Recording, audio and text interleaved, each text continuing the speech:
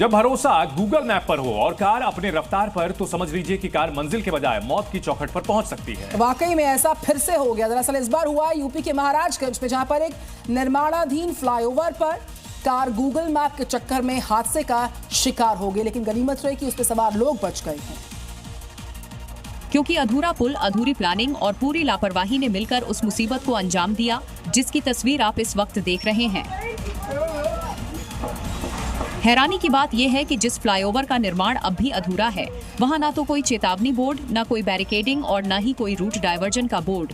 ऊपर से Google map ने लापरवाही में 4 चांद लगा दिया। ऐसे में गूगल मैप ने जैसे ही स्मार्ट रास्ता सुझाया, कार सवार सीधे फ्लाईओवर पर चढ़ गए। चालक को जब एहसास हुआ कि पुल अधूरा है, तब तक बहुत देर हो चुकी थी। फर्राटे भरती कार थोड़ी दूर बाद ही फ्लाईओवर पर लटकी नजर आई। हालांकि आसपास के लोगों ने तुरंत मददगार सवारों को सुरक्षित बाहर निकाला। ये हादसा महज एक चेतावनी है कि गूगल मैप के भरोसे चले तो सीधे मौत की चौखट पर ले जाकर रोकेगा और प्रशासन कहेगा, हम जांच कर रहे हैं। और मॉर्निंग जी में आपको दिखाते हैं राजनीति से जुड़ी हुई 5 बड़ी खबरें।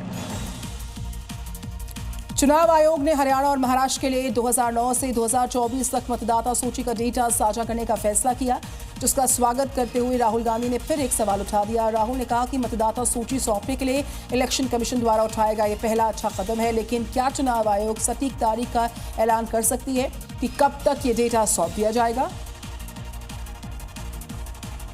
चुनाव आयोग पर राहुल गांधी के सवालों से सियासत गरमाई हुई है। केंद्रीय मंत्री ललन सिंह ने राहुल गांधी पर निशाना साधते हुए कहा कि वे बिहार के चुनाव पर सवाल उठा रहे हैं, तो इसका मतलब है कि वे पहले ही मान रहे हैं कि बिहार में उनकी पार्टी चुनाव हार रही है।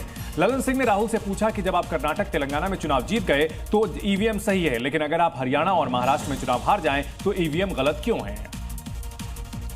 चिराग पासवान के बयानों से बिहार की राजनीति एक बार फिर से गरमा गई है। लोक जनशक्ति पार्टी रामविलास के राष्ट्रीय अध्यक्ष ने आरा में आयोजित एक जनसभा में बिहार की सभी 243 विधानसभा सीट पर चुनाव लड़ने का ऐलान कर दिया है। चिराग ने कहा कि मैं बिहार की हर एक सीट से बिहार को फर्स्ट और बिहारियों को फर्स्ट बनाने के लिए चुनाव लड़ूंगा, जिससे कि बिहार एनडीए की राजनीति में हड़कंप मच गया है। मोदी सरकार के 11 साल पूरे होने पर जहां एक और बीजेपी नेता उपलब्धियां गिना रहे हैं, तो दूसरी ओर अखिलेश यादव ने बीजेपी पर जोरदार हमला बोला।